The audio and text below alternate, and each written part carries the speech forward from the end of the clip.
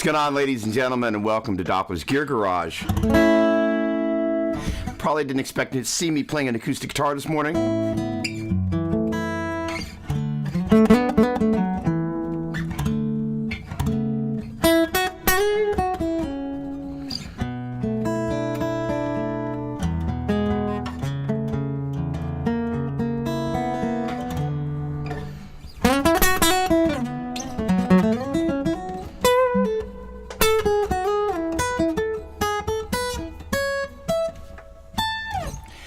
Well, where to start? All right, first of all, I'm Doug, in case we haven't met. This is Doppler'S Gear Garage, where we talk about all sorts of groovy things like guitar gear, amps, pedals, plugins, and guitars. Gosh darn it.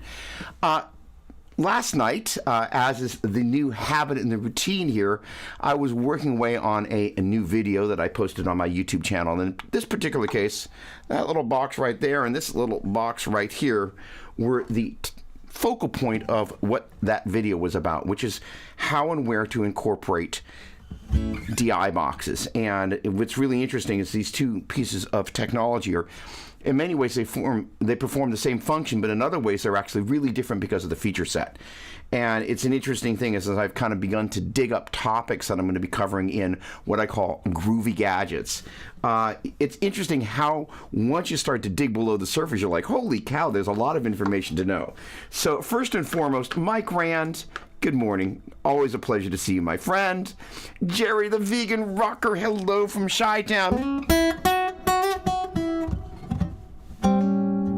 Let me bring that level down here just a little bit. I'm feeling a little hot. There we go.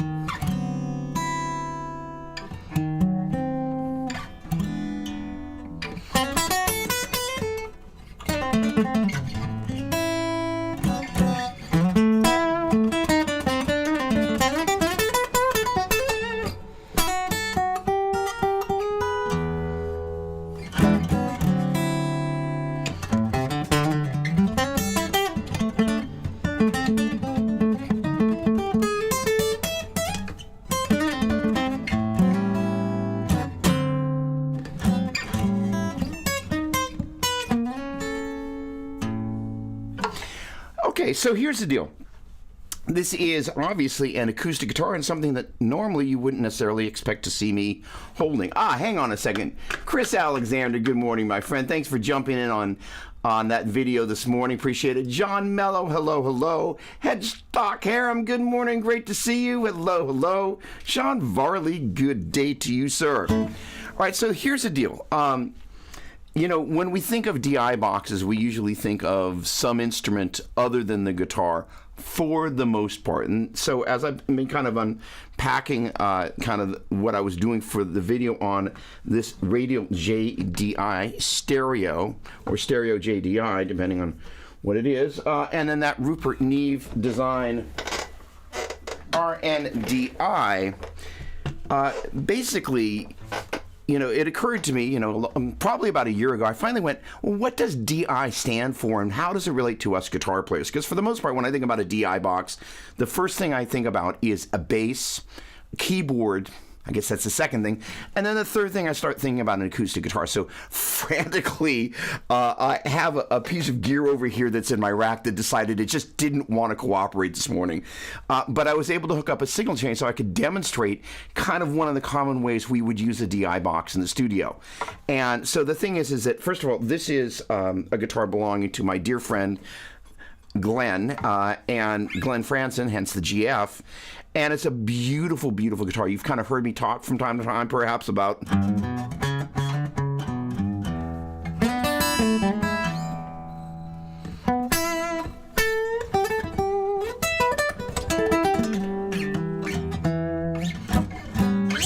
the acoustic guitar gig that I have once a month at this country club. And it's, you know, I don't usually do casuals or anything like that, but a buddy of mine got married at the country club. They said, hey, do you do, guitar live? And can we pay you to come back? And I'll be like, please. So basically, kind of once a month, I get a chance to take this guitar for a beautiful test drive. And it's a beautiful sounding instrument. I normally play it through a little Mesa Boogie amp that you can't see over there. I also have a Mesa Boogie preamp over here as well, but I'm not running through that. So as I was thinking about how I can demonstrate common usage and a very intelligent, different usage than I did in the video for you, hopefully intelligent, I kind of thought, okay, let me put together an acoustic guitar signal chain. One of the things that's happening is my good friends at Universal Audio are, I think, getting ready to send me 2 different audio interfaces. And one of the things we're going to increasingly be talking about is how we can help you in whatever ways we can via questions, so on and so forth. Hey, hang on a second. Albert, good morning, my friend. Great to see you. Ah, ha, ha, ha. There we go. Fantastic. So the idea of kind of, everything kind of starts at your interface is really how many of us are going to work. And so the 2 interfaces that I've asked for are 4 inputs on the front, so you can toggle different devices. What I'm plugged into right now is my Apollo 8. They've got a newer version of that, but I didn't ask to review one of those because I'm perfectly happy with this, and I've asked for a bunch of other stuff, some compressors, and the Brigade. It's basically like their version of a CE1 chorus, but in a smaller pedal that doesn't require AC. All right, different conversation. So the deal is, once you start to run out of inputs, you start having either kind of juggling cables going in and out, which is a terrible workflow. And in this particular case, I have a number of inputs that I can attenuate via the 2 controls on, I should say, via assign the functionality, a single input attenuator that you can then assign to each of the different 4 channels that have preamps on them. The other 4 inputs that you can access on the back of this thing are basically, you run in and there's no attenuation there. And this is the perfect sort of instance where, one, you want to leave those first 4 inputs open, so in case you just want to run something straight into the front end of this thing, you can. And in this particular instance, what I wanted to do was use the radial DI that's down underneath there. And I'm running into a Millennium Music and Media mic pre, and that was suggested to me by a guy named Joe Satriani. You might have heard of him. So a couple of years back, I was like, okay, well, look, I want to start reamping on a regular basis. I think this guy, Joe, knows a thing or two. In case you didn't know, John Cuniberti, the guy that's co-produced and engineered a ton of Joe's stuff, invented the reamp. In fact, the story goes as follows. They were in Japan doing a G3 tour. Stu Ham's bass amp, as it would happen in the middle of the live recording, blew up. Fortunately, they had a DI. And so, for example, on this device, when it's in the lower position, there's an input and a through. And the through allows you to take just a clean source of, in this particular case, Stu's bass. And so then they were able to kind of go, okay, well, John was like, well, we need to do something. So he created the reamp. And it's this box that allows you to come out of the back of your audio interface or a mixer, run that into your amplifier at instrument level. By the way, just a quick tutorial. As I discovered in the past 24 hours, the key difference between mic, instrument, and line level is mic is the quietest, which a bunch of you knew, and I didn't. Instrument is right smack in the middle, and then line level is the hottest. So what a DI box actually does is takes your instrument level and steps it down to mic level. In this particular case, what I'm doing, I'm coming out of the guitar here. There is attenuation, that is, say, a volume control on the inside of this guy, so you can adjust the level there. And there's also a tone control that has a center détente where you can make it brighter, or I should say, well, actually, this is active, so you can make it brighter or bassier. So basically, you're actively attenuating this. All right, so the deal is, coming out of this guy into the radial JDI stereo, and in turn, I'm coming out of that using a XLR cable, and that creates a balanced run. And the thing about balanced cables, which I've learned a lot about in the past 24 hours, is that basically it is a 2-conductor cable. Quite often, those 2 cables are intertwined twined such that due to this thing that I barely understand, but let's see if I can do this. Basically, the DI and then the receiving device, between the two of them, when it leaves the DI, there's basically one cable or one conductor that the wave is running positive. And in the other one's running negative. And so in theory, if you heard that, the two would cancel each other out. However, if there's any along the run there noise that gets introduced, so maybe like it's a TV monitor, if you've ever kind of had your phone on top of your amp and heard that weird sound when somebody starts calling, well, that EMF, electromagnetic field interference, can kind of get into your signal. And what's great is because one's running positive and the other's running negative, what happens is when it kind of reaches the receiver there, it looks at those two sources, flips them so they're phase coherent, and then subtracts the difference. Because what will happen is that even though the two waves, one's drawing positive, the other's drawing negative when you play a note, or a couple of notes there, what happens is when you flip that back so it's phase coherent, the things that got added noise-wise, well, those were in phase with each other even though the two conductors were out of phase. So it means when you flip those back to being in the same phase coherency, now the noise that was on this guy going positive and this guy going negative, those will cancel each other out. It's kind of a clever, crafty thing. And so it means you can have a longer run without picking up noise, and the balance signals, unlike your traditional instrument cable, don't roll off the high end after about 18 feet or so. Go figure. That was not bad for having learned that off of Google yesterday. Don't hit the open G string on that chord unless you're really into that. All right, so the deal is, what I'm doing is I'm coming out of that using a balanced XLR, and I'm going into this Millennia mic pre. And I heard about that from our good friend Joe Satriani. I was like, hey, give me some good suggestions on mic pre's, because traditionally a microphone preamp, like over here, I've got the Neve 1073 DPX. It's basically, I'm a big on stereo kind of guy. It's a stereo version of the 1073s.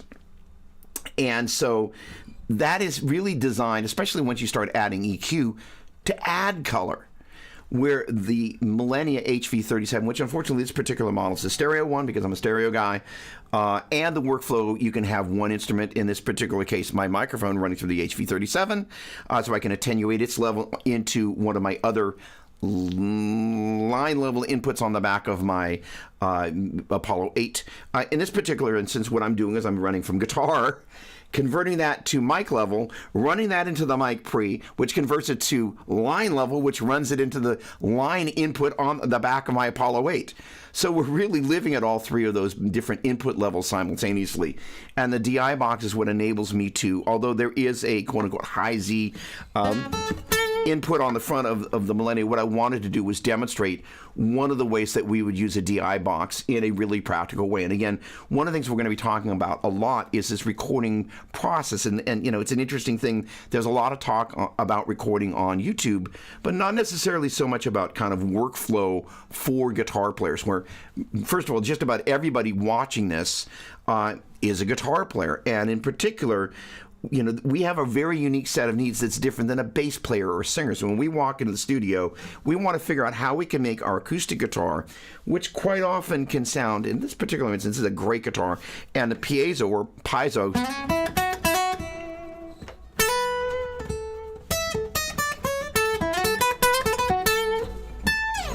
really beautiful sounding instrument. But if I need to EQ it or add some compression or a little bit of reverb, it just kind of, you got to have a process to get in there, and ideally you want to preserve the character of whatever it is before you change the character of whatever it is. And that's why that transparent preamp in this particular instance, where a number of the preamps that are out there, again, like my Neve, the antithesis, this one I want it to be as pristine as possible, because when I reamp something, I want to get the raw, and in that particular instance, it would be one of my electric guitars. I want to capture that raw sound going into the DAW. Then I want to come out of that into the reamp box, into the front end of said amplifier or amplifiers, and then capture that with microphones or some of the other cool stuff that we'll talk about in just a moment. So the idea is that process, you really want to have a great sounding mic pre, and that's where this Millennia, if it's good enough for Joe Satriani, it's good enough for me. All right, a couple of people have chimed in. So first of all, Nitin, good morning, my friend. Will buying this make Nandini practice more? I don't think we could motivate Nandi to practice anymore. There we go. So, all right, Steve, what's going on? So the funny thing is, it's really crazy when you start reading about this balance stuff and you're like, oh my word. The other thing about balance connections is they also run 6 dB hotter. And this is where I get to the edge of my knowledge base, although most of this is kind of very close to the edge in all honesty, which is why I'll watch numerous videos. The hours go by, read a bunch of things, and I will say the AI in Google has gotten really good. But again, you never trust AI because, it's gathering information from humans and, garbage in, garbage out, and it sometimes is inaccurate. All right, so the deal is, because it's 6 dB hotter than, let's say, a traditional instrument cable, the benefit is that your signal-to-noise ratio is reduced because you don't have to start gaining stuff up as much to kind of get it into the sweet spot. So that's one of the other advantages. That is to say, if you're using a modeler in a live situation, the benefit of using that balanced run is you get a greater, hotter signal going to the PA. Okay, so the deal is here, and by the way, I know it needs a little bit of a truss rod adjustment.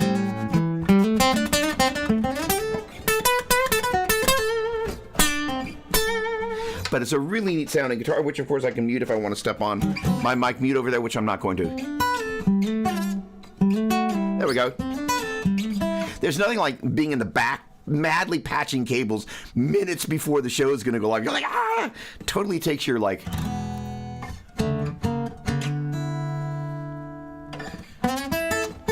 nice and mellow vibe that you had going, throws it out the window. All right, so here's the deal. This, like just about every device that you've heard me mention, is a stereo device. That doesn't mean you have to use it in stereo, but the idea is that instead of buying 2 of these, you buy one, you spend a little bit more money, and you're there. Now, the one exception I made to that rule is the Neve guy. So let me just finish tucking this in here real quick. All right. First of all, let's say, for example, rather than running into the Millennia, I wanted to run into the Neve, where I have the ability to then kind of do a bunch of things to color the sound. The ability to EQ, maybe work on the bottom end, quite often you'll use a device like that to create what's called a high-pass filter, which, as the name kind of implies, the highs pass through. And then you just kind of choose at what point the bass frequencies stop passing through.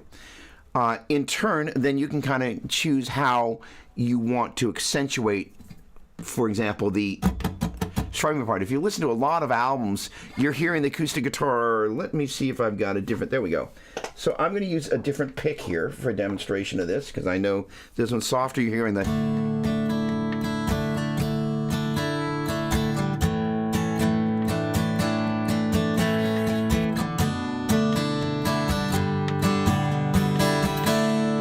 versus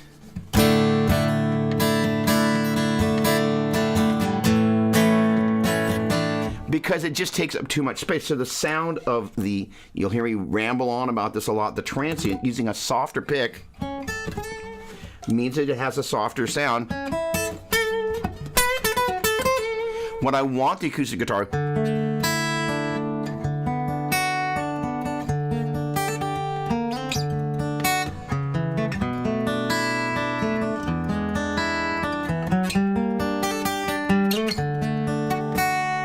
to have a more pronounced sound, I'll use a thicker pick. But if I want a softer sound,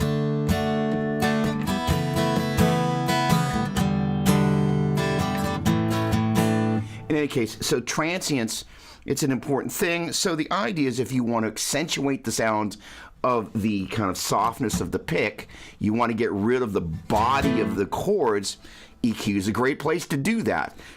So Eric Martin Bureau, good morning to you. Hello, hello, hello. There we go. All right. Good, good, good. All right, so that said, we're using, again, the acoustic guitar, 1/4-inch cable out. Ideally, you want to keep these runs. Some people say 15 feet. I will say a maximum of 18 feet, unless you're using a buffer. Different conversation, different video, different day. In turn, I'm running into the JDI stereo from the good folks over at Radon. They sent me this box, by the way. So technically, guys, this is a sponsored thing. And in turn, that's converting the instrument level signal into a balanced mic level signal. That's going into my mic pre, hence the mic level signal. That in turn is converting it to a line level signal that's going into the back of my Universal Apollo 8. So there's some nuance going on here, but really the idea is to get things at the right levels for the right devices. That is to say, when I'm using a mic pre, you want to be using at mic level. There are some devices that you can choose between line and mic level, and a number of these devices also have a DI function where you, instead of using one of these boxes, you can plug straight into the front end. The Millennia device actually has that, but again, because the focal point was on kind of external DIs, that's where we want to get into this. All right, now, Eric Martin Bureau, I'm glad you're here because you, like I, and I'm a fan of all modeling devices, but I've kind of gone hog wild for Tonex. The ability to have the amazing amount of technology in a box this small, inconceivable. So in the video that I took live a little earlier this morning, it was a long night, the other device I talked about was this guy, hence all this stuff behind me.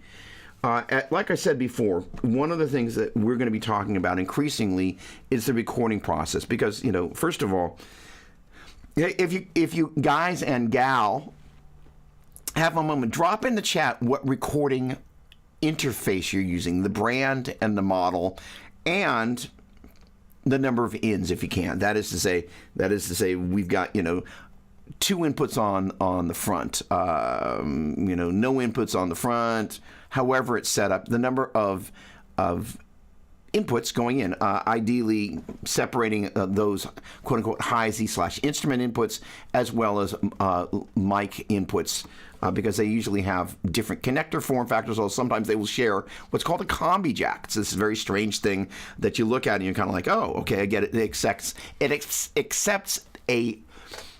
Gosh, I'm having a hard time with this.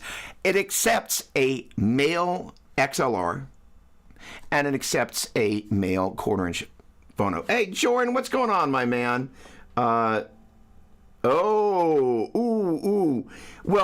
isn't that appropriate that one of our Canadian friends would join us? Yeah, so, and the thing about this particular guy, and this is important, actually, a couple of other nuances here, so as long as we're going to go there, thank you for cueing me, and then we're going to come back to this last little bit about this guy. This guy uses Jensen transformers, and I think it uses one for each channel, and if not, there's, because it's stereo. And so, first of all, the components, made in Canada, this is a brilliant piece of technology. It's transparent. It's got great form and function, which I go into in greater detail in the other YouTube video that we don't, that went live today on kind of these 2 boxes that we don't need to go into all the way down the rabbit trail unless somebody asks. But the idea is, first of all, it's built like a tank. It sounds great, and you're going to see radial devices like this at pretty much any live venue you ever step into, and a ton of recording studios. All right, now this little groovy box is actually a very different sort of a vibe. And this is where, for those of us that are utilizing things like Tonex and, you know, fractal audio, so on and so forth, we can incorporate, sorry, mixed my metaphors. Hang on a second. Steve Greenleaf, good morning. A little sleep deprivation, backing up a step. Okay, sorry. It happens. So this guy, I wanted to use a real use case, different scenario, setting something up in the studio, demonstrating how you would use it in the studio. In the video that I took live this morning, the way I use this, per Eric Martin Bureau and talking about Tonex and all these other devices, if you're going to use one of those devices live, it's a really good idea to have your own DI that you take with you. And what that enables you to do is come out of your device into a really great DI that, again, translates your instrument level sound into mic level. Then it gets sent out along a balanced XLR into the PA. the most important feature you want to look for amongst great fidelity and great reviews on something like Sweetwater is a ground lift. Short version. When you're plugged in on stage, almost guarantee that whatever outlet you're plugged into and whatever outlet the front of house console is plugged into, those are different outlets. And sometimes those two different outlets want to argue with each other. In this studio, there are a couple of different outlets, and if I plug into the wrong ones with devices that are connected by a common ground, you get a ground loop. And it sounds like, is what happens when you do that. Just about all these devices have that. A number of the modelers out there, like the Nano Cortex, also have a ground lift. Without kicking any dirt, actually I don't need to mention it, but I kind of went through a number of my modeling devices and see which one did and which one didn't. And when you get into the smaller form factors, sometimes because of space and price point, you start leaving those sorts of things out. So that is why that's really valuable to have on there. So the deal is, and most of them will have a ground lift, but the idea of being able to have a stereo DI so you can get the stereo goodness, vocals in the center, stereo guitar signal, left and right, so long as one side's not got some crazy chorus where half the room's hearing. In case you didn't know, by the way, a chorus is a very short delay that has modulation, usually this kind of sort of thing going on. So if you're standing on that side of the room, it's kind of not the desired effect, because as we're sitting maybe in the middle of our stereo field or with our in-ears, we've had this beautiful blend because we hear the mix of them. Somebody on one side of the room, not the case. That's the other reason in a live situation, if you're using dotted eighth and quarter note delays, as much as in the studio I like to get those hard left and hard right, in a live situation I'll bring them in closer to the center such that the center point, if you divided the room, if you will, kind of in half, and then think about dividing the room into thirds, the third points is about where I'll kind of bring my delays in terms of the panning. On reverb, you can get away with having that hard panned.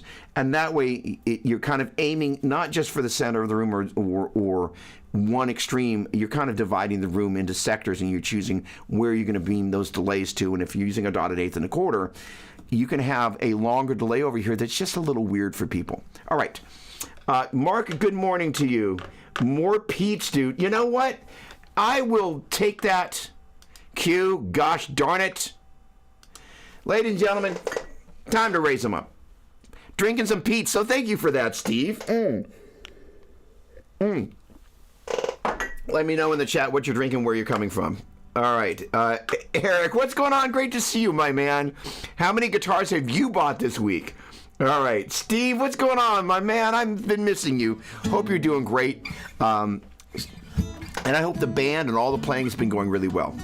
All right, so the deal is this little box enables you to really get a really beautiful version of your beloved modeler and all that time you spent putting your sounds together and crafting your parts and getting it front of house in a pristine fashion. This guy, the workflow for this is a very different thing. Okay, so the question is, and for those of you looking at this on a small device, is going to be, I've always wondered about active versus passive DIs. I've heard both sound good. I made a ground lift cable, an XLR that had the ground disconnected at one end, well labeled and only used when needed. When it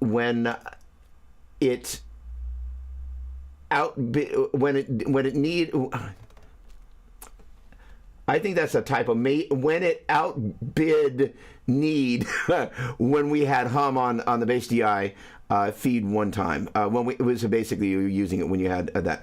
To the XLR part, snip the ground and reassemble, and presto, no more hum. Okay, so the beauty of both of these boxes is that they have a ground lift. There are the Humbuster cables from Fractal Audio. It basically is a TRS cable, which basically is got a tip, ring, and a sleeve. Basically the tip, the cable, a middle ring, and then, well, the sleeve. And your traditional guitar cable is tip and sleeve. So the Humbuster cables from Fractal Audio have a TRS termination on one end and a TS on the other. And my guess is they're doing pretty much the same thing that you're doing with that cable. I am not very good with a soldering gun, so I leave these sorts of things to the professionals, because every box here that I've got, with the exception of one of them that I looked at, it's a smaller modeler, has the ground lift on the device, and then all these DIs have a tendency to have it. But I'm sure you will run into a DI somewhere that doesn't have the ground lift, and you will have a bad day, which is why having a trick up your sleeve like that is a really good idea. Craig Rosen, what's going on, my man? Hey, great to see you. Hello. Look at that happy photo. There we go, New Mexico. Come on, bring it on. There we go. Okay, so does the through signal from the RNDI work if I send it to the HX stop? Okay. So let me back up one step before we go all the way down the Neve rabbit trail. Great question. Okay. First of all, thank you for asking that. In said video that I took live earlier this morning, one of the things I talk about is that you've got your inputs and your throughputs separate from the output on this device as well as on the Neve box. And so for those of us that use modelers, a couple of really important things. Generally speaking, and I'm really glad you asked this, you want to run your guitar, if you're using a modeler live, into your modeler. Then from there, you're going to take that signal, run it into your DI, preferably in stereo, but it doesn't have to be. There's a through output. There's actually two of them, one for each of the inputs on this box. And those you can run to your powered FR cabinets. So that workflow means that you've got your balanced XLRs feeding the PA front of house. You have basically the same signal feeding your FR cabinets, and it's a really killer workflow. So in that particular instance, again, the through I'm going to use after I've gone in from my instrument into my modeler. And by the way, you can use a modeler with an acoustic guitar. It's a great way to be able to leverage the very cool effects that are in all of those these days.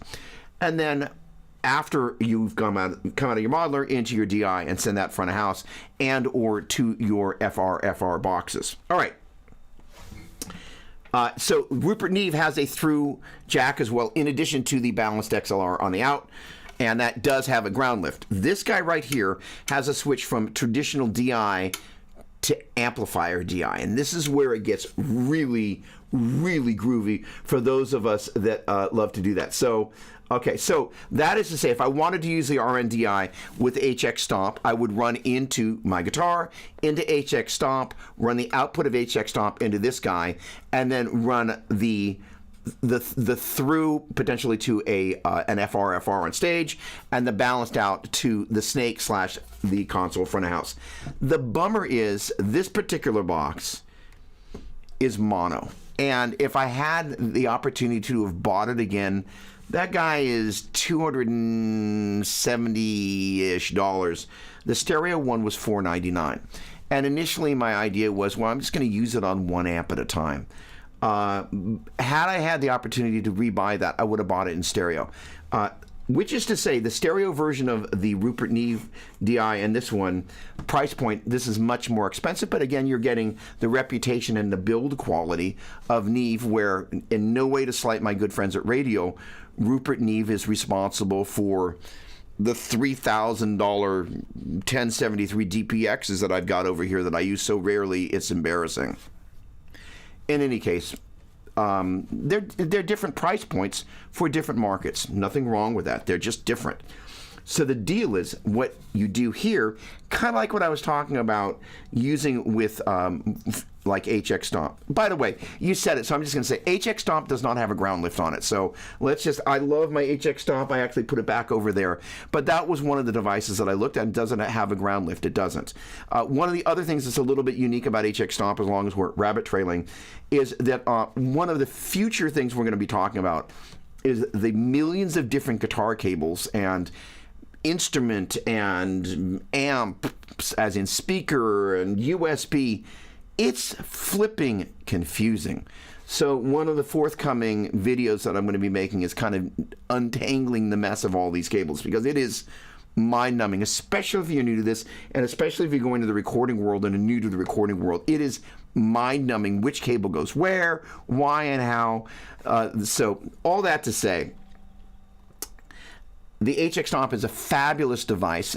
The send of the effects loop, which is a stereo effects loop, uses a TRS stereo send, also known as a balanced quarter-inch, which traditionally will terminate from a single TRS cable into a dual TS. That is, it comes out in stereo from a jack that looks like your average fancy pants headphone jack, tip, ring, sleeve, and then it splits it out into two plugs that look much like your average guitar cable that goes into the left and the right of whatever device you want to use, and then turn the two outputs of that. The returns coming back into HX Stomp, but those are both quarter-inch. However, if you don't have a TRS to TS cable and want to use a stereo run to, for example, your Strymons out of your HX Stomp, you're out of luck. So this is where this cable stuff, like, as soon as we start scaling things down, there's certain considerations that we have to make. And we're not even going to get into the various different MIDI types of connectors that are out there, because then it gets even weirder, but cooler at the same time. Okay, now, as it relates to this guy, Luis Olvera. Hello, my friend.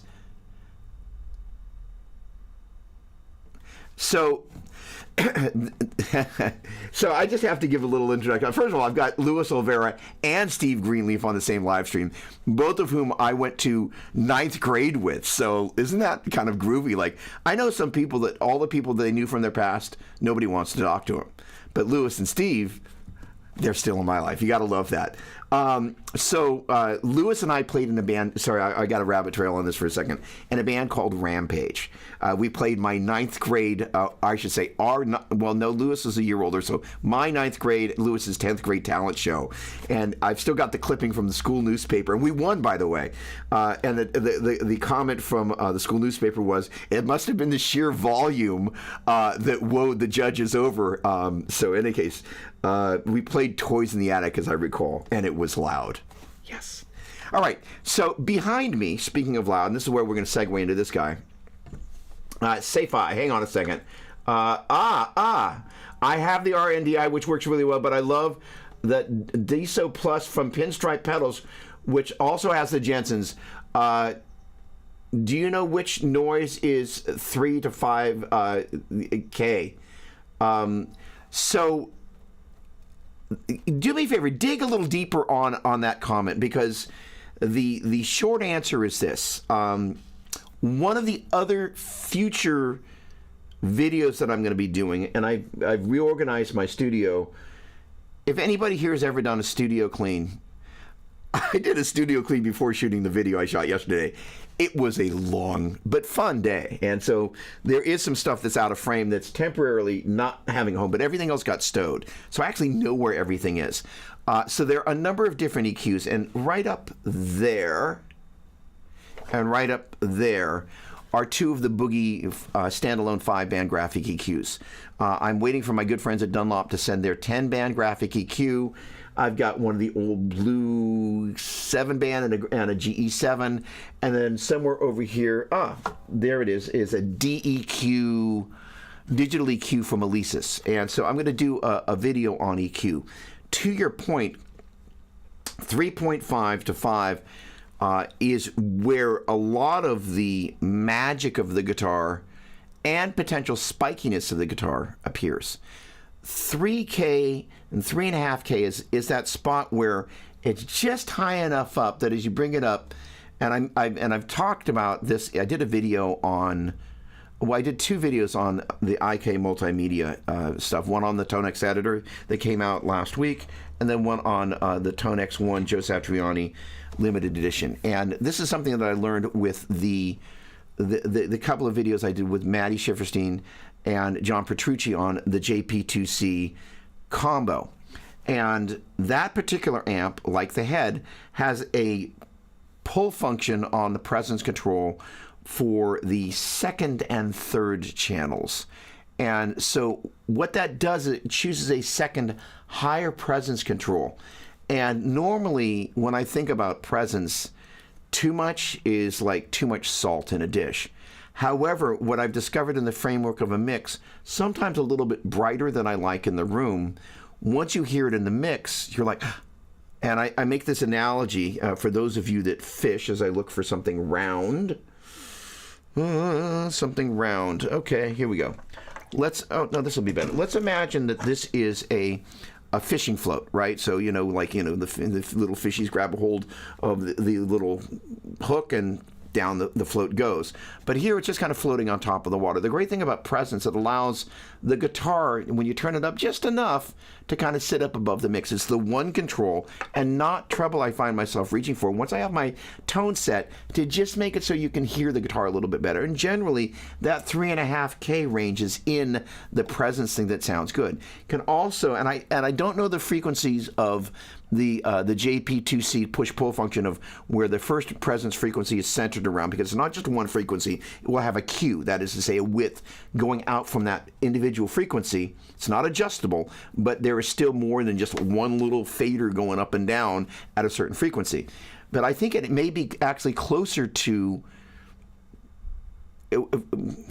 let me not totally box myself into the corner, but say 5K is still in the kind of not unpleasant region if you're just using it to bring things up a little bit. So way too much 5K, whoa. But you take it out, all of a sudden you've lost some of the definition. Again, you'll hear me babbling on frequently about transients. But the thing is that if you're hearing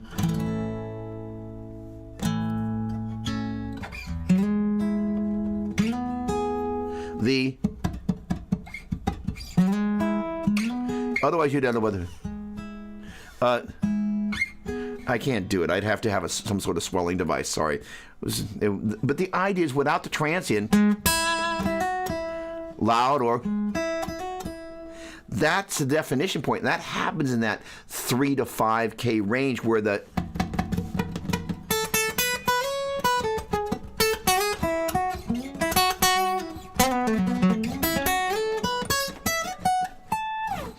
that's way up there. And so it also happens in that range generally from 2 to about 5. That's where all that stuff lives. So what I'm going to do in one of these videos is I'm going to basically start bringing individual frequencies up and down. And I got that idea from a video that Joe Bonamassa did on the Gibson. They've got a kind of a YouTube channel around kind of gear advice. And he said, you need to know what each one of those frequencies does. So, those of us who know the kind of the boogie kind of the smiley face EQ curve, we dip the mids, we bring the top end up. But that top end EQ is so important to adding, if you will, that little bit of finish and getting your guitar to float above the top there. In any case, great point, great comment, love that. Albert, EQ Smackdown, bring it on. So the funny thing is, Albert, one of the Groovy Gadgets videos is going to be on the standalone 5-band EQ. And for those of us who know those, and for those of us who troll Craigslist searching for boogie multiple times a day, we're always keeping an eye out for those because they become really pricey and pretty rare. And they come up for sale on Reverb and they're gone like that. I actually have 2, like I said, in the rack there. But as I was doing the studio clean, I ran across a box over there and I was like, there's no way this is a third one just sitting in the box over there. I was like, oh my word. So I've been kind of gently looking for a third one because I got a new amp that I picked up about a week ago that is the Triple Crown. And as much as it's a fabulous amplifier, being able to, like I do with my Badlanders, put that Boogie 5-band EQ in the loop, it's a great thing. So EQ, there's the front end EQ, and then there's the ability to shape it in some additional ways, and that's where these little graphic EQs are such a help. Sorry, we went further down the rabbit trail than we wanted, but you started asking about EQ, and there we went. Braxel, if I didn't say hello, good morning to you, my friend. Thank you much for joining us. Rick Harrison, great to see you, my friend. What's the latest on my CD? That's a great question. So, per the amp that's over there, and per a conversation that we've had here collectively about rhythm guitar sound and the idea of using, all right, here we go. So say you've got your favorite amplifier and there are a bunch of frequencies that you love about it, but a couple that you're like, man, when I get it nice and fat like I want, sometimes it's a little wide in the hips. That is to say, to get the appropriate amount of low mids, sometimes there can be maybe a little bit of murkiness. And that murkiness can have sometimes the ability, in the same way that a note can, it's not going to necessarily bloom, but it'll bloom a little bit.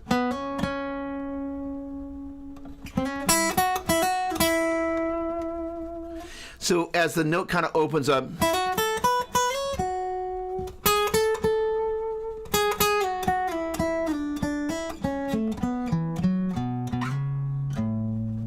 there's kind of this point where even on an acoustic guitar, the note kind of has what has an envelope, what I call as an envelope, where it is blooming.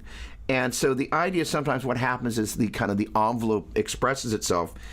You want these certain frequencies where it is, but sometimes there are frequencies that are right around it that start to also bloom along with that, and they can create a murkiness. Or even if they're not kind of blooming, they're just there, and you're like, man, I really like that frequency, but the one that's just a little bit below it, to get this one where I want it, this one comes along with it. And in the ability to bring in a secondary graphic EQ, or a graphic EQ, allows you to be able to fine-tune that. Compression also works really well to do that. But ideally, I really didn't like the idea of having to compress the tone. So I spent some time playing through that. That's the Cali Tweed, and working with a bunch of different. I've got the Edge Tweed Deluxe, and I knew I wanted something that had that kind of classic Fender-y flavor. In case you didn't know, Boogies are based on Fender amps. Boy, we veered from DIs. But here we go. We're going to get there in just a moment, my friend. We're going to get there in just a moment. We're going to get there when I get back there. Yeah. All right, so the deal is the ability to craft your tone without having to use compression. Ideal is how you want to get there. And so my buddy Albert was like, hey, there is a Triple Crown 50 that's up on Craigslist, and it's going for uber cheap. I scooped that puppy up. I went over there. I plugged into it. It's exactly the sound that I wanted.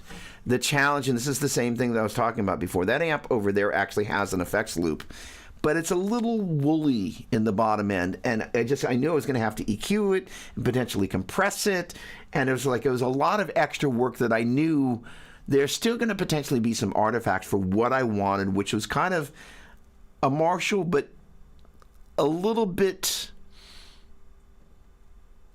more classic rock. But the challenge is when you start to pick up some of these older Marshalls, they just have, again, they get a little woolly in the bottom end, and they're not as tight as I wanted it to be. And by the way, this amp and those amps and the high-powered twin over there, they're kissing cousins. They started off the same designs. So all that to say, that amp is perfect. Now, an unexpected surprise here, and I almost had it in frame, but I decided not to. Getting some wheels coming from Amazon today. It came with a Line 6 412 cabinet. Basically, for the price, I got the Line 6 cabinet for free, loaded with vintage 30s.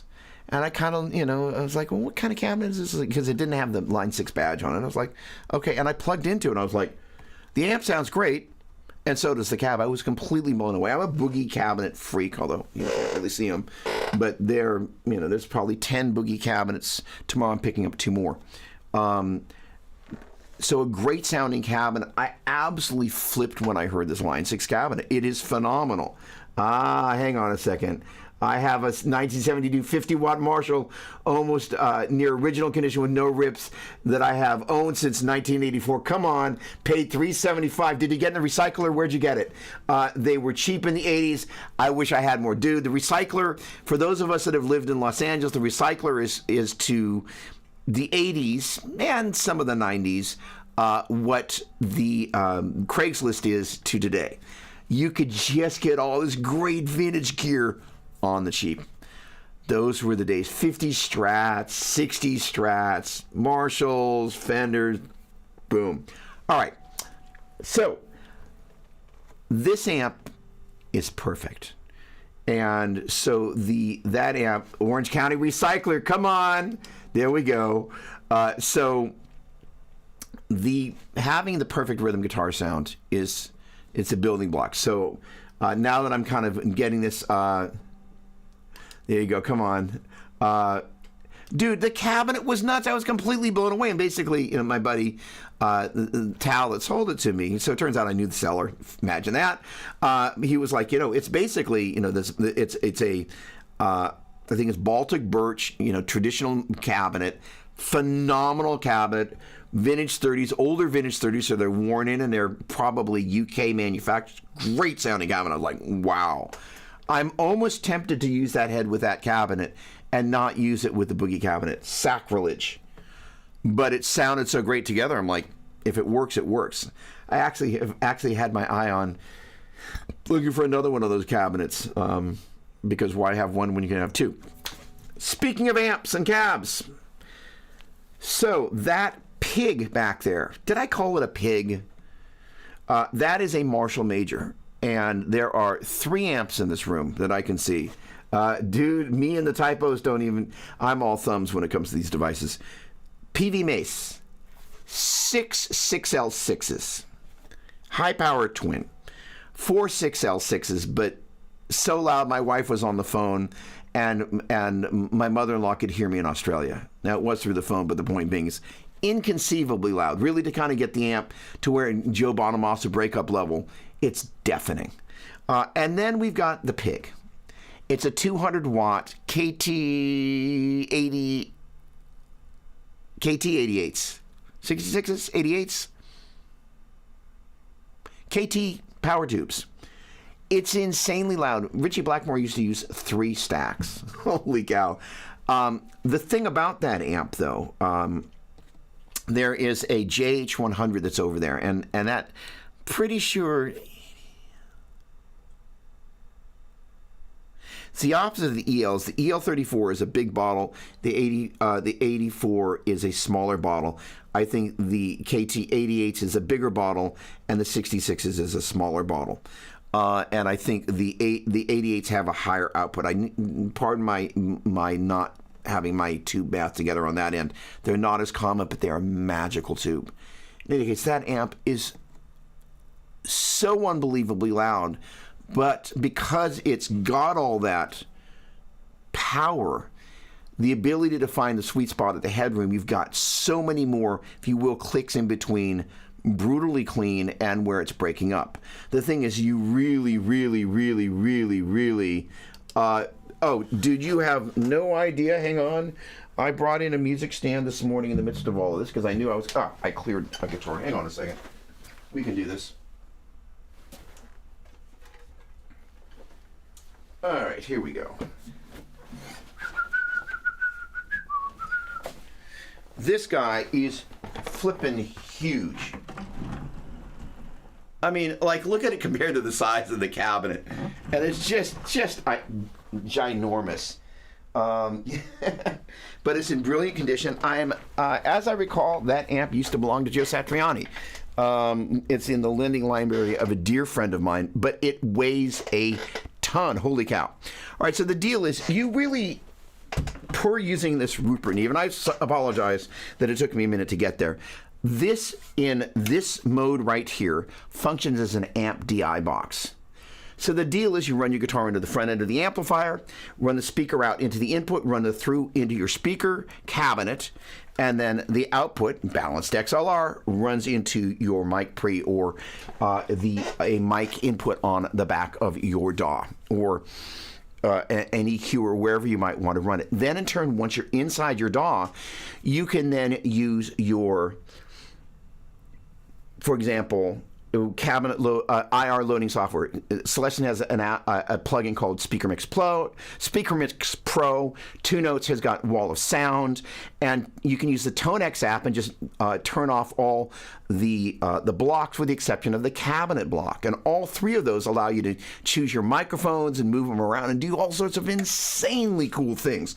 So basically what you're doing is you're taking a DI of the amplifier, bringing it in, and then you're able to adjust the tone of the amplifier, have it sit next to you. Now, this cabinet actually is not rated enough to do what this amp needs to do. That right there is a Mojo Tone Slammin's convertible ISO. Hold on, I have it written down. Let's get over here. Yeah, Mojo Tone Slammin's convertible ISO cap. And that little top piece there folds down there. And if you were to put something like G12 100, I think, or a, what's the other 100-watt Celestion? In any case, or some Electro Voice speakers in there, it'll handle this amplifier. And I also, I didn't have the photo handy for this presentation. There's an amp closet that I built. Basically, there was kind of an alcove in the house here, and we put doors on it and some padding in there, and I've got various cabling that runs through the ceiling. So I've got a couple of cabinets that live there as well. The advantage of all of this, though, is you're able to basically take the output of your amplifier, ideally not use an actual cab in the room to be able to isolate that. And what's nice about having that nearby is for those of us that don't have necessarily a place that they can kind of turn into a cabinet space, or the wife's actually trying to do something upstairs while I'm going to be driving her nut with, even though it's enclosed, sound still escapes. This guy, you can close this off, and although you hear a little bit of rumble coming from there, it doesn't really distract you once you actually have the mix up and running. And the neat thing is, you got your amp right next to you. You can adjust the controls. You're fine-tuning it. You're pulling up the IRs. You're figuring out which IR you want to use, and then you're fine-tuning the mic placement. And then you can change all of that after the fact. So it's really kind of the best of both worlds in that you're actually using your actual amplifier, especially with an amp like this. Is a 200-watt amplifier. So to the best of my knowledge, none of the reactive load boxes, and by the way, because this is a valuable amplifier, I'm a firm believer in reactive load boxes. However, there's certain amplifiers that are here, like Keith Richards' old high-power twin. This amplifier, I've used it with my Mark II C+, but the amps that you're like, hey, you know what? If I blow the output transformer when I'm just plugged into a regular cranking it up, that's one thing.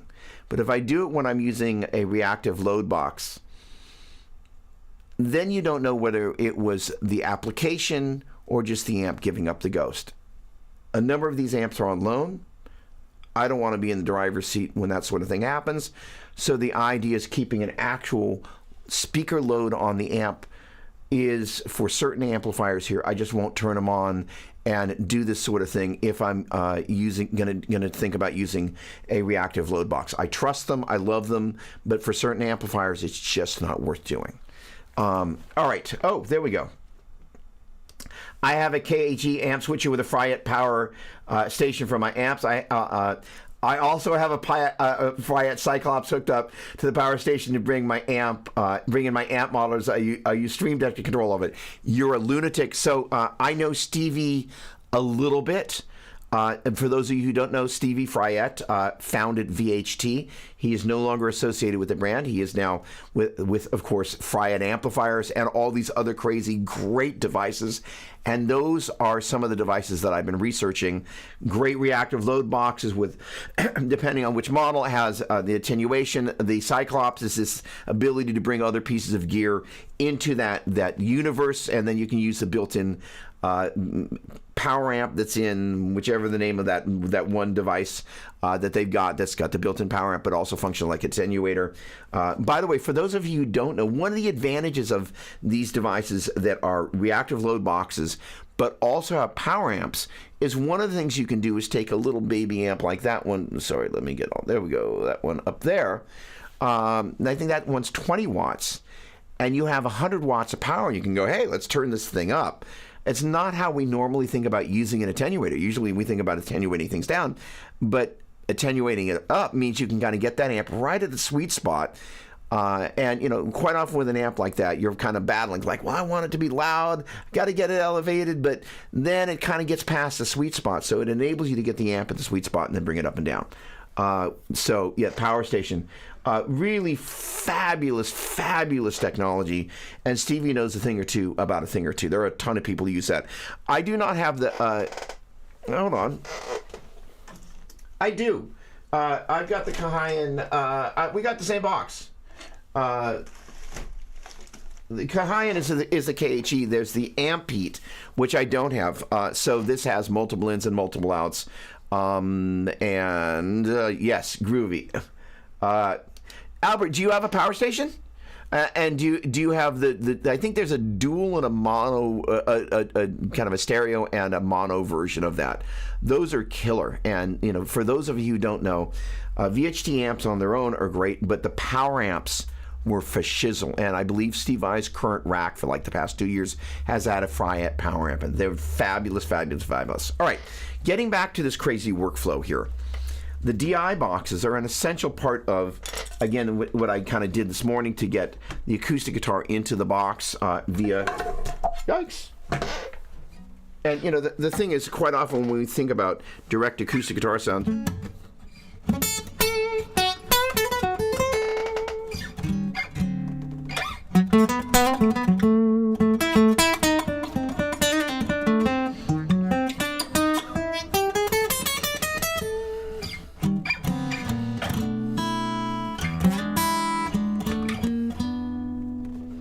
And I know the high string needs a little adjustment.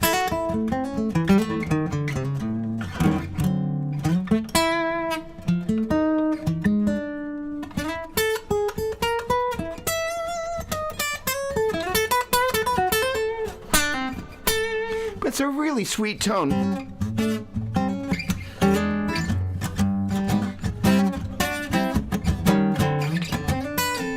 And the ability to get that in without having to sacrifice one of my channels with attenuation on it, that is, say, one of the four channels with high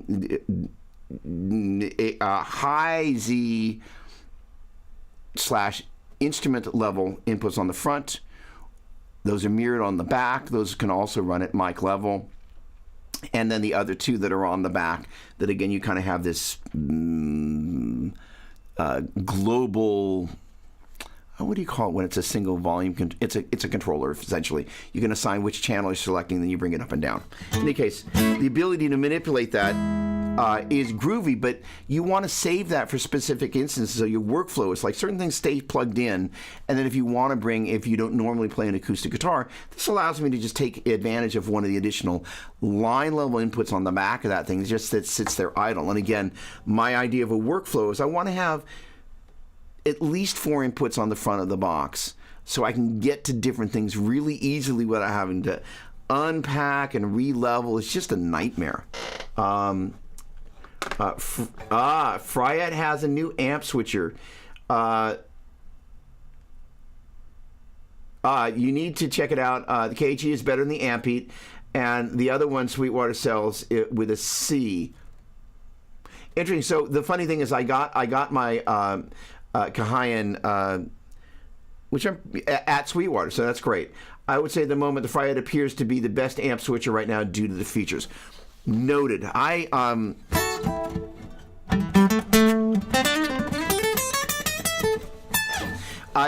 have a buddy that used to be handling PR and marketing for Fryette, but I think he's moved on. But I'm going to be reaching out to them. I had a couple really nice interactions with Stevie. Lovely guy, and he makes great gear. All right.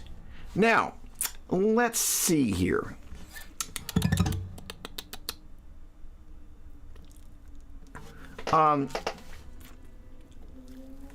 What am I going to do next?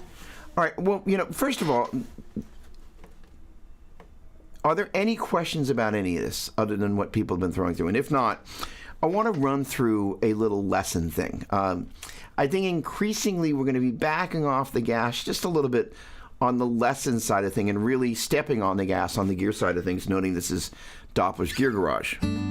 That said, there are some things that I think are really valuable that are happening in kind of my quote-unquote lesson life that when we have a convenient moment like this, I want to share with you. One of the things that is really, really important to me is helping other guitar players kind of find their way around the instrument in a more efficient manner. If we were to take the notes of the major scale and kind of start off of each successive note, so on and so forth, that's where the modes come from. And if you take the first, third, fifth note,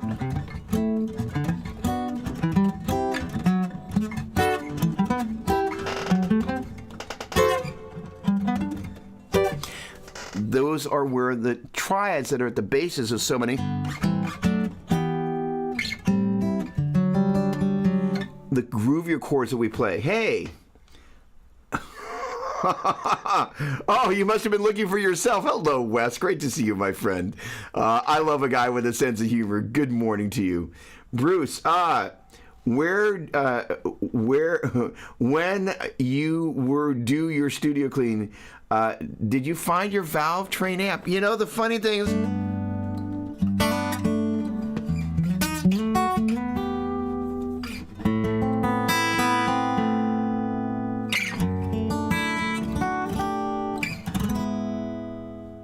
this is the sad Valve Train song.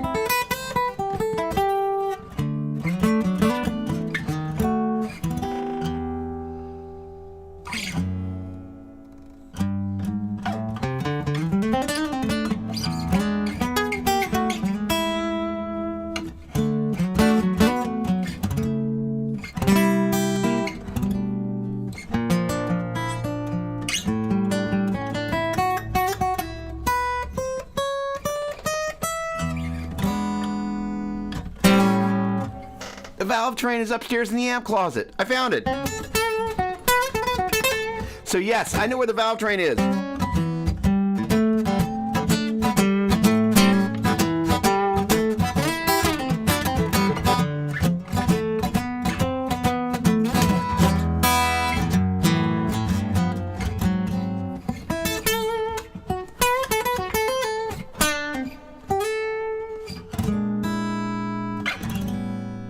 Great sounding guitar. All right. The Fryette amp switcher is called the Z-Max. Right. Thank you. So I've got, I think, tabs open for all of these. Or as I was doing my studio clean, I also kind of ran out of browser windows. The crazy thing about looking at all this crazy balance cable stuff and so on and so forth, you start to open up a lot of browser tabs. And unless you're really good at bookmarking, how many people make bookmarks and never come back to them? Come on.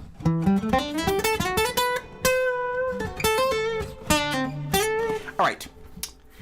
In terms of mapping chords on the guitar neck, it's one of the things that most guitar players have a tendency to play in the same key, as in A, over and over, because it's easy to map the chords. There's your 1, 4, and your 5. Your 6, 2, 3, 4, 5. 5 in first inversion, and there's your 1 chord again. And that's a substitution for the 7 chord, as in 1, 2, 3, 4, 5, 6, 7, 1. But those are what I refer to as comfort keys. And so there's a thing that I teach my students, and I'm going to run out of room here, called the 7-chord relay. And the principle is you're basically learning to map the notes on the 6th string, as in G, A, B, C, D, E, F sharp, G, G, F sharp, E, D, C, B, A, G, and the 5th string, C, D, E, F sharp, G, A, B, C, C, B, A, G, F sharp, E, D, C, which you can think of it as the 1, 2, 3, 4, 5, 6, 7, 1, and the 4, 5, 6, 7, 1, 2, 3, 4, and the 1, 4, 2, 5, 3, 6, 4, 7, 5, 1, 6, 2, 7, 3, 1, 4, 1, 4, 7, 3, 6, 2, 5, 1, 4, 7, 3, 6, 2, 5, 1, 4. And what that gives us is a framework that we can begin to look at chords. That is to say, let's say we're going to just take the 1 chord, 6 chord, 4 chord, 1, 6. So if we know that that's a 1, well, we also know that's 1, 2, 3, 4, 5, 6, 7, 1. I could play it up here. Might not be inclined to, but maybe.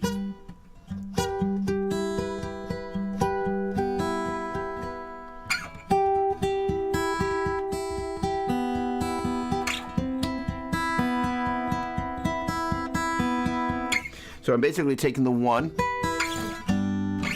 6, basically moving it, and I'm just, in this case, I'm getting rid of that lower octave.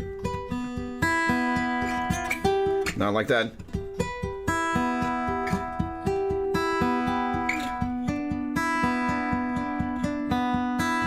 You could also kind of like strum it.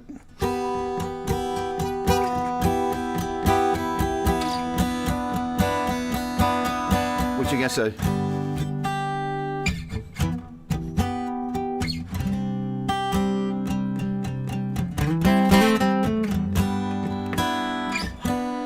I went to the 3 chords. Sorry, changed the progression. But the point being is, all right. So 1, 6, 4. No, that was right. 1, 6, 4.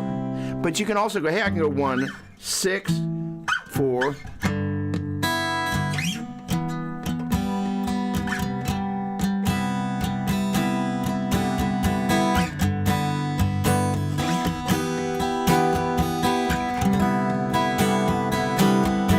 I'm going to add the 5 there on the 6th string, on the 5th string right there.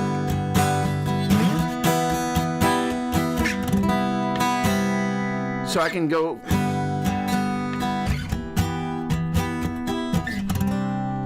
And I can use, say in my verse,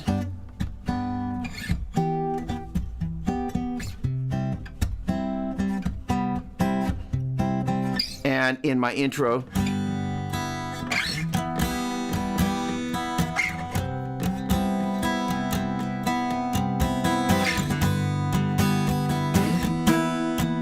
so knowing that's 1, 6, 4, or 1, 6, 4. Right. gives us the ability to do it. But we can also then go, okay, well, there's my 1. I can also play it there. I can go to my 6 there, and I can go to my 4 there. So now what we've learned to do is we can go 1 on the 6th string, 6 and 4 on the 5th string, and we can flip it around. We can go 1 on the 5th string and 6 and 4 on the 6th string. And so the ability to have a framework to do that in is really valuable. And the other places that becomes helpful is, say, for example, instead of being in the key of G, where we're going 1, 6, 4, well, we learn how to go in the key of C, 1, 6, 4, or 1, 6, 4. And we learn to navigate based on this relationship between this pair of strings, where the vast majority of the chords we play are based. So, how to work on this? First of all, I would suggest taking the notes of the G major scale, which, by the way, 2 holes and a half, 3 holes and a half, starting on G, which gives us G, hold to A, hold to B, half to C, hold to D, hold to E, hold to F sharp, half to G, G, half to F sharp, hold to E, hold to D, hold to C, half to B, hold to A, hold to G. So that's G, A, B, C, D, E, F sharp, G, G, F sharp, E, D, C, B, A, G, C, D, E, F sharp, G, A, B, C, C, B, A, G, F sharp, E, D, C, 1, 2, 3, 4, 5, 6, 7, 1, 1, 7, 6, 5, 4, 3, 2, 1, 4, 5, 6, 7, 1, 2, 3, 4, 4, 3, 2, 1, 7, 6, 5, 4, 1, 4, 2, 5, 3, 6, 4, 7, 5, 1, 6, 2, 7, 3, 1, 4, 1, 4, 7, 3, 6, 2, 5, 1, 4, 7, 3, 6, 2, 5, 1, 4. And take my word for it, the order of these triads that I talked about a little bit earlier goes major, minor, minor, major, major, minor, diminished, major at the 1, 2, 3, 4, 5, 6, 7, 1.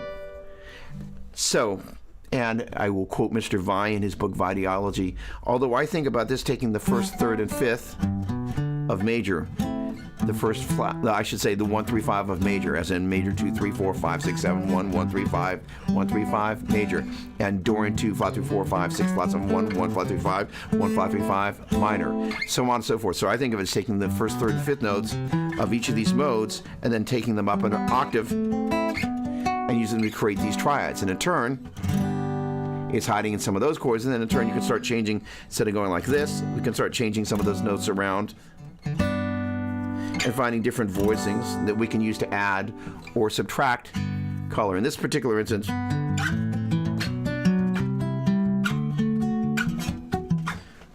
a little hard. I'm going to do F to demonstrate the ability to transpose. So now instead of going 1, 2, 3, 4, 5, 6, 7, sorry, 1, 2, 3, 4, 5, 6, 7, 1. I'm going to shift all of that business down here and go 1, 2, 3, 4, 5, 6, 7, 1, 4, 5, 6, 7, 1, 2, 3, 4, 1, 4, 2, 5, 3, 6, 4, 7, 5, 1, 6, 2, 7, 3, 1, 4. 1 chord, 2 chord, 3 chord, 4 chord, 5 chord, 6 chord, 7 chord, 1 chord, 1, 7, 6, 5, 4, 3, 2, 1, 4, 5, 6, 7, 1, 2, 3, 4, 4, 3, 2, 1, sorry, 1, 7, sorry, flat 5, 1, 7, 6, 5, 4, 1, 4, 2, 5, 3, 6, 4, 7, 5, 1, 6, 2, 7, 3, 1, 4, 1, 4, 7, 3, 6, 2, 5, 1, 5, 1. My brain is wanting to go back to the key of G for muscle memory. 5, 1, 5, 1, 4, 7, 3, 6, 2, 5, 1, 4. And now let's go back to our 1, 6, 4, or 1, 6, 4,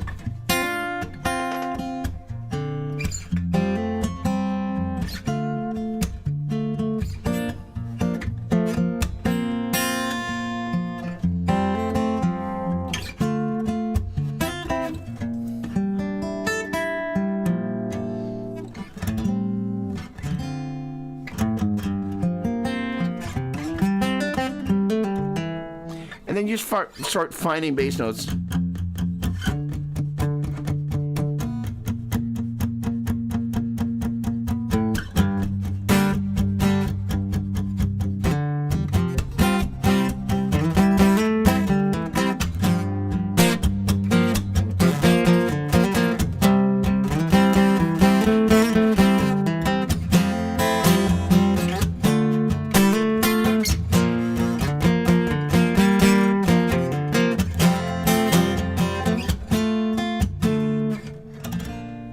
And then you use different chords on different strings to elicit different. Sorry, this is going to have a sharp 4.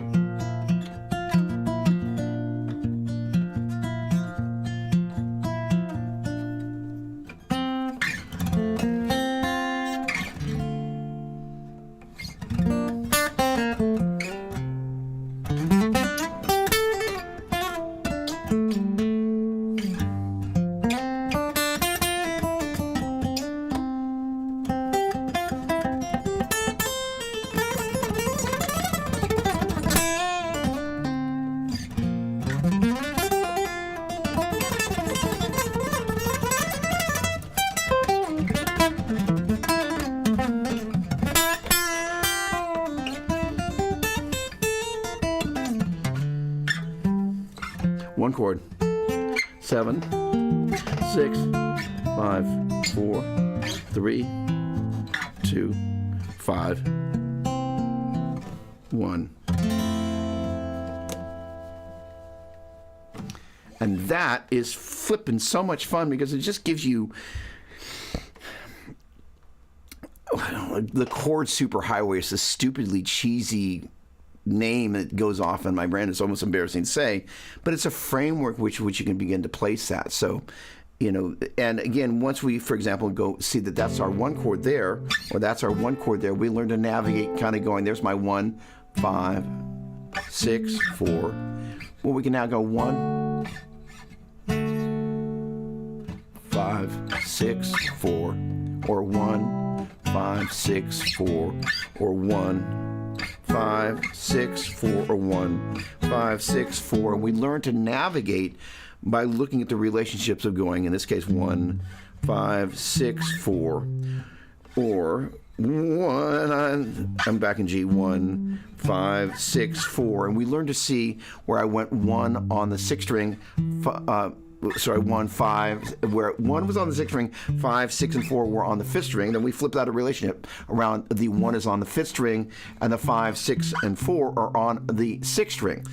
6th string, 5th string, 5th string, 5th string. Sorry, 6th string, 5th string, 6th string. Gosh, 6th string, 5th string, 5th string, 6th string. Can you say that easily?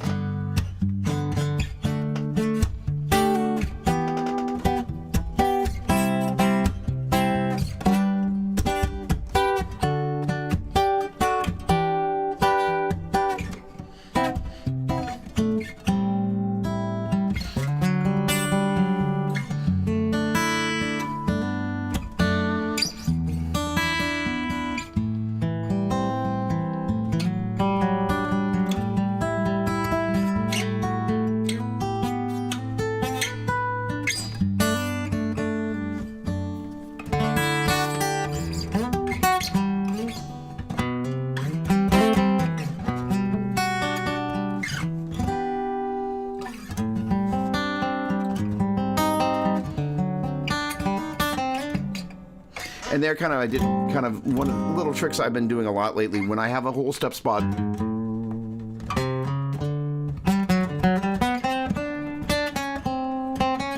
I'm not a big fan of atonal playing, but when I'm in this particular case, taking the major scale.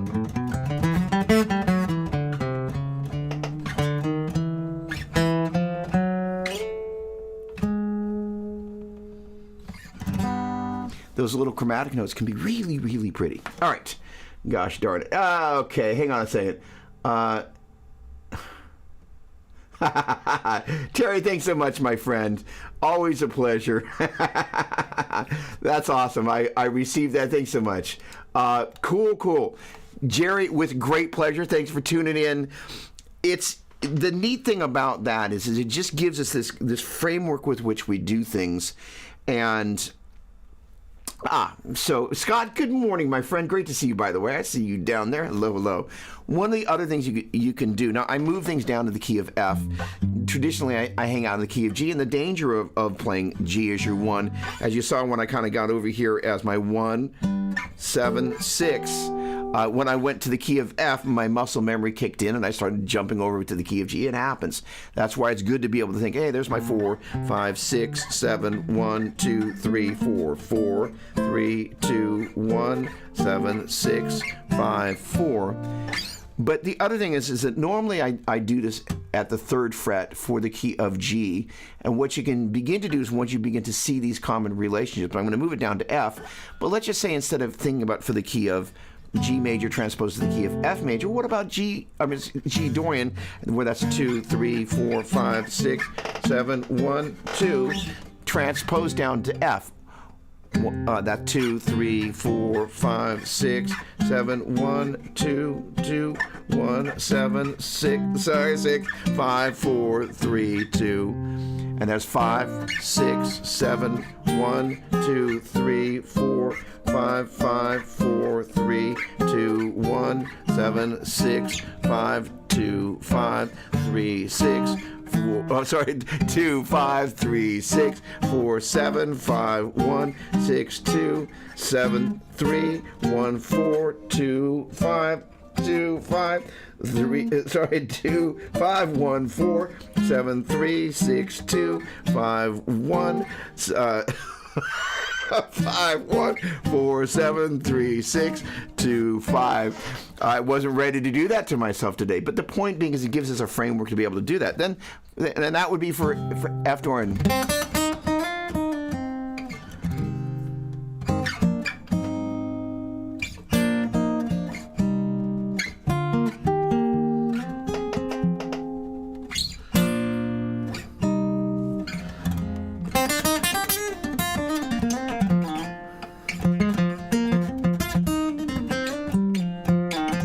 What about F Phrygian?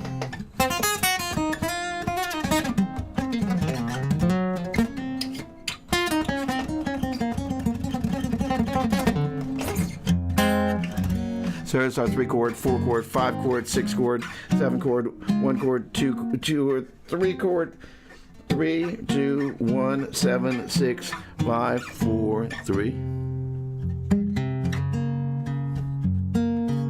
That's going to be 3, 6.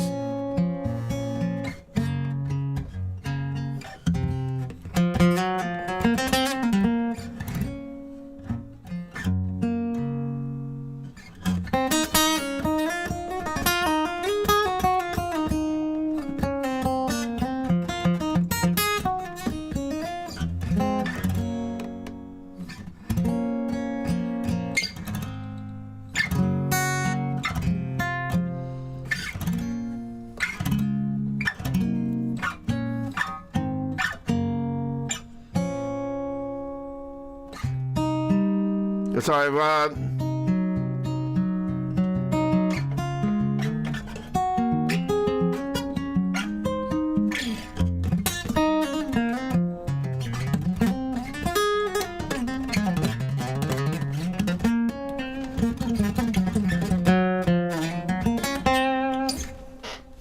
Now I'm kind of doing something. I'm going to riff on this idea. Now, if you were to take, jumping back to the key of G major, you took the first 6 notes of B Phrygian, but we're now in F. And I'm mapping what was B Phrygian, first 6 notes, what I'm going to call a 3 shape. What I'm going to do is I'm going to map it to this F here.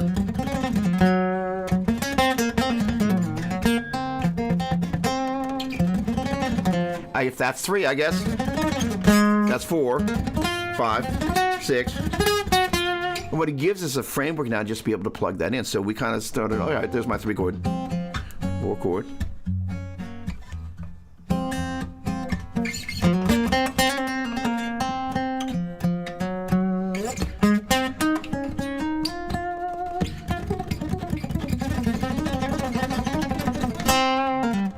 Oh, I had a G instead of a G flat.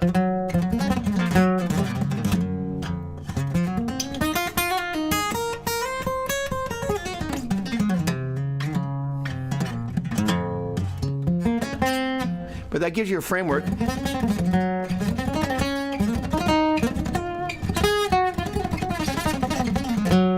to not just be stuck playing out of kind of, if you will, root position of that mode down there.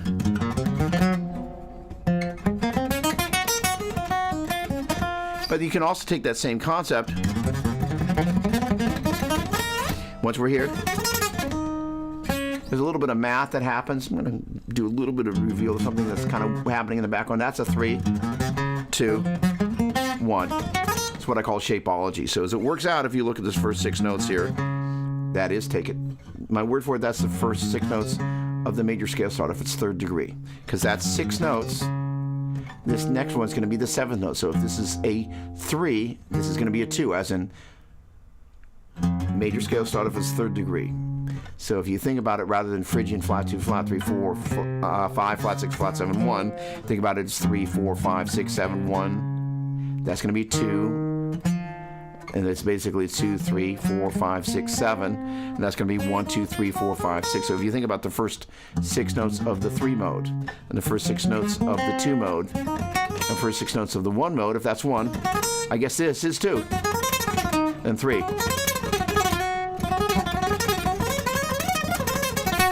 And all of a sudden unlocks the entire fingerboard pretty easily. Kind of groovy and kind of fun. And literally I'm just kind of equating what started off as key of G major. Just the first 6 notes of, I worked my way up. G major, A Dorian, B Phrygian, which I think of as a 1, 2, 3. Now walked out down here, 3. I can take that up an octave, 3, 4, so on and so forth, up and down that pair of strings, or I can go 3, 2, 1. And that's 1, 2, 3, 4, so on and so forth. So it gives you a really great way of doing similar to what we did here, where we went 1, 4, 2, 5, 3, 6, 4, 7, 5, 1. Allows us to do that across the neck. Well, in this case, 3, 2, 1.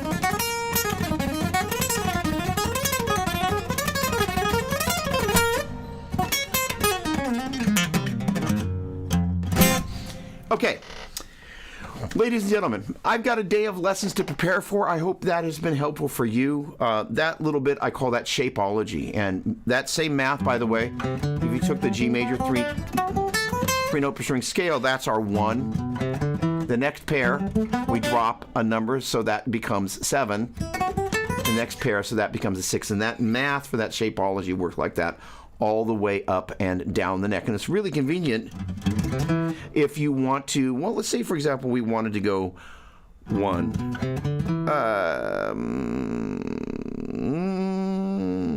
I'm going to do something a little different here.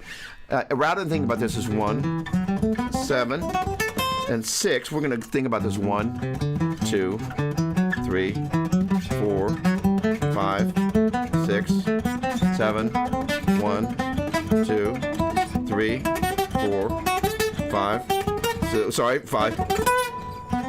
3, 4, 5, 6, 7, 1. And now what we've done is we basically have taken each of the notes of the G major scale and use that as a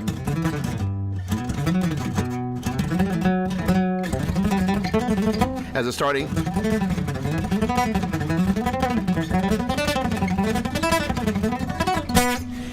place to be able to build different little groovy ideas off of. Soloing wise, doesn't have to all be sequential runs.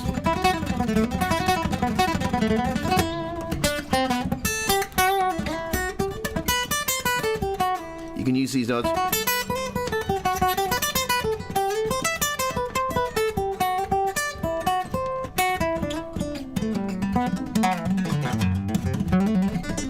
but it gives you kind of more than just the 3-note string fingering to kind of cruise up and down, and it gives you a way to interconnect it that, although it's not identical to using this pair of strings like this, it's a similar concept. Okay.